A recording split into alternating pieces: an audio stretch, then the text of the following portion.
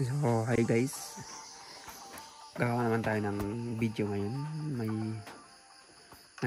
May nagpa-request naman sa atin paano daw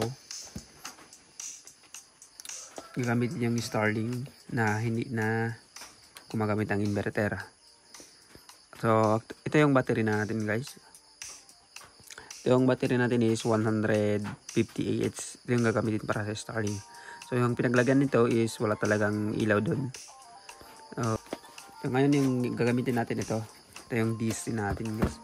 Ito. Kung gusto mo bumili, ilagay ko yung link sa description ng ating video. At saka itong kit ng Starlink na ka-direct na siya sa battery. Hindi na tayo gagamit ang inverter. So, ipakita ko. Kita nyo, ito yung papunta sa DC natin. Ito papunta dito. Ito. Tapos, ito yung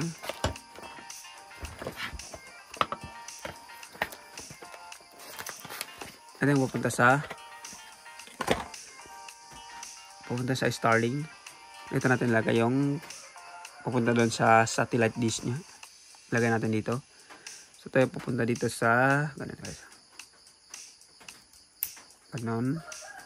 At papunta dito. So, dito natin ikabit. May pangalan naman, POE. So, yung LAN. Ito yung LAN. Dito tayo kukuha papunta sa router. So, ito yung router na gagamitin natin for temporary. Para matry lang natin. So, ito siya. So, yung pag-wiring dito is wiring muna natin. So, tanggalin muna natin ito. Wiring muna natin guys.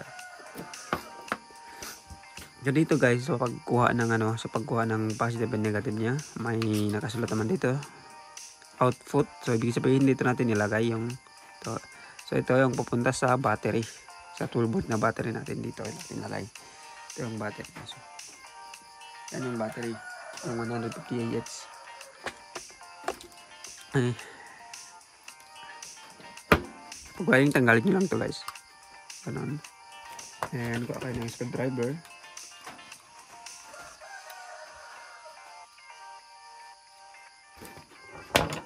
Ito yung maging output. Yung black lagay natin din. So, ingat lang kayo sa paglagay ng mga wire niya. Baka nagkamali, baka masira. So, ganun lang. May nakasulat naman positive and negative.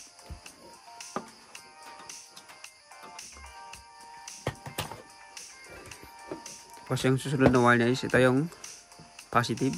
So, ilagay natin dito.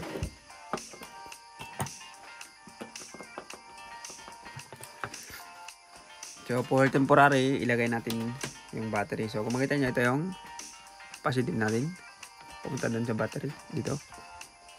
So, ito yung negative. So, para makasigura tayo, i-test natin guys. Test natin yung battery. Kung saan dyan yung positive and negative. Para sure talaga. Pagka magka-problema pa tayo. Ito yung tester natin guys.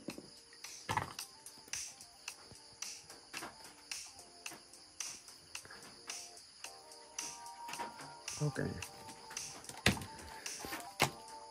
Ilagay natin dito yung negative. Ganun lang. Ingat lang kayo guys. Baka lumipit. Maglagay tayo ng electrical tape para sigurado talaga na hindi medikit sa kabila. Baka masunugan pa tayo.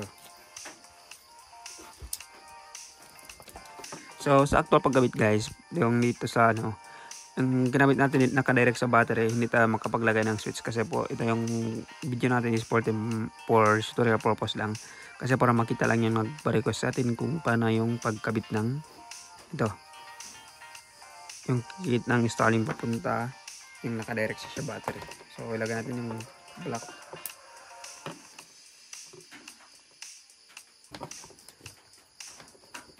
Ikitan lang natin ng electrical tape para sigurado na hindi dumikit sa kabila. Baka mag-grounded.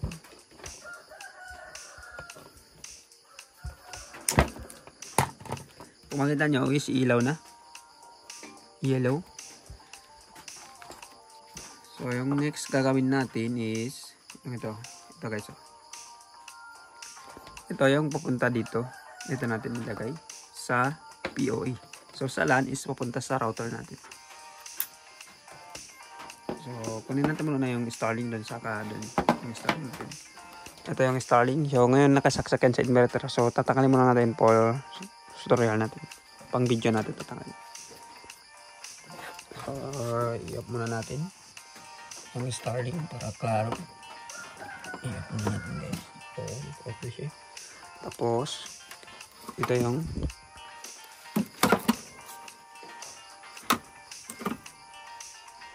tanggalin ko lang yung internet.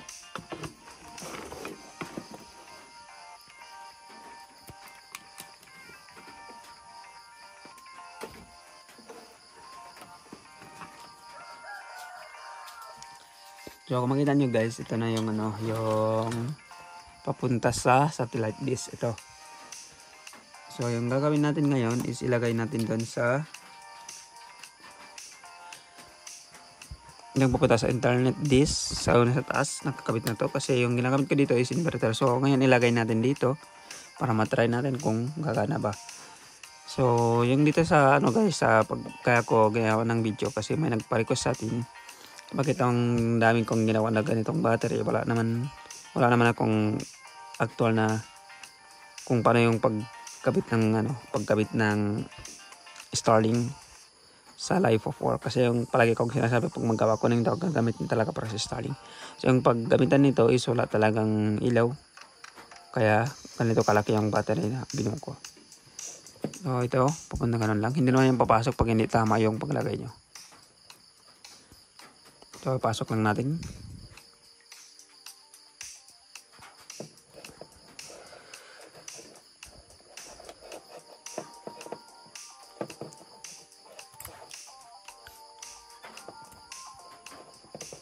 So, nakapasok na guys. So, maganda na ito na. So, ngayon i-try natin. I-try natin mag-connect dito guys. Iwasin ko lang yung yung camera natin para actual talaga.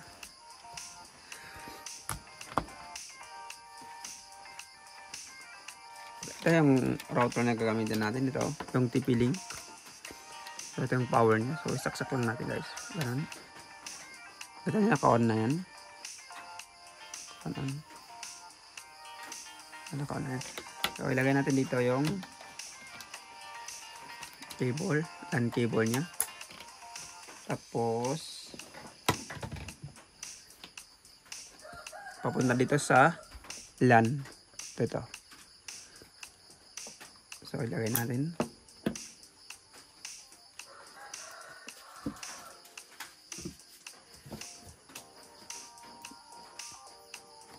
So kuha tayo ng cellphone para matest natin. Ang maganda so doon naman pakita ko sa inyo. Itong DC is 6. Yung output niya is 6 amp max. Ito. Ito papunta sa galing DC is papunta dito sa using Starlink injector yata. POE Starlink POE injector. Ito ang pangalan niya guys. Tapos dito kukuha is papunta dito yan. So ito yung dito natin isaksak yung papunta sa dish ng Starlink. So yung router niya is hindi na yan ginagamit. Ito na ang gagamitan natin. Tinanggal na yung router niya. Ito na yung router. And ito na yung gagamitin natin ngayon. So ngayon i-try natin. Kung makita nyo guys is ito. So ibig sabihin may internet na yan. Kung makita nyo wala tayong ginagamit na ibang dyan. Wala tayong ginagamit na router. At wala tayong ginagamit na inverter. Ito yung ginagamit natin. Ito at saka yung DC. So i-try natin ngayon kung gagana na.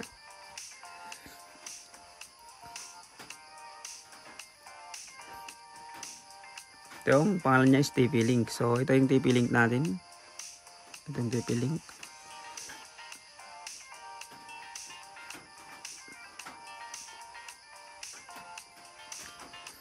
Ngayon naka-connect na tayo guys. So makita nyo ito. So pakita natin ngayon kung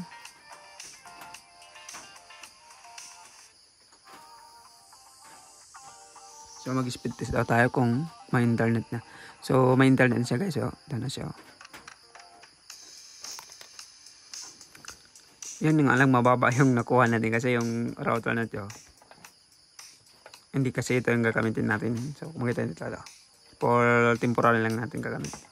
So hindi natin ginagamit yung router niya para makita lang nagpa-request sa atin ng video. Gawa daw ng video kung paano yung pag-wiring. So ganun lang guys. So tinanggal natin yung router niya, yung ginagamit natin is ito for temporary. So kung may budget kayo, depende na sa inyo kung anong router na gagamitin niyo para mas malakas yung signal niya. Kasi yung purpose ng video natin, yung nagpa-request natin paano daw yung pagkabit dito sa battery. So makita niyo yung nakakabit yan dito. Ito yung negative and ito yung positive. So kayo lang bahala maglagay ng switch. Kung sa actual pagkabit na guys, dapat maglagay kayo ng switch dito para iwasan natin masunog ba. Ito yung switch na gagamitin natin. Pag kinabit na natin ito yung gagamitin natin. So yung paglalagyan natin ng Starlink na to is wala tong ilaw. Pure solar talaga yung gagamitin natin dito. So kung makita tinanggal natin, ito yung papunta doon sa satellite dish. Tinanggal na yung router. Ito yung ginagamit na router ngayon. For video lang. So yung DC is papunta dito. May sign naman yan. Paano pagkabit? Kita nyo, minute na siya guys. So makita nyo. Yung PoE papunta dito sa Starlink dish. Tapos yung kuha tayo ng papunta dito sa router. Ito. So hanggang dito lang tayo guys. So kung may gusto lumaga nito ang video, pakipindot mo ng like and subscribe. Pakita rin yung notification bell para updated ka kung may bago tayong video na in-upload. So thanks for watching.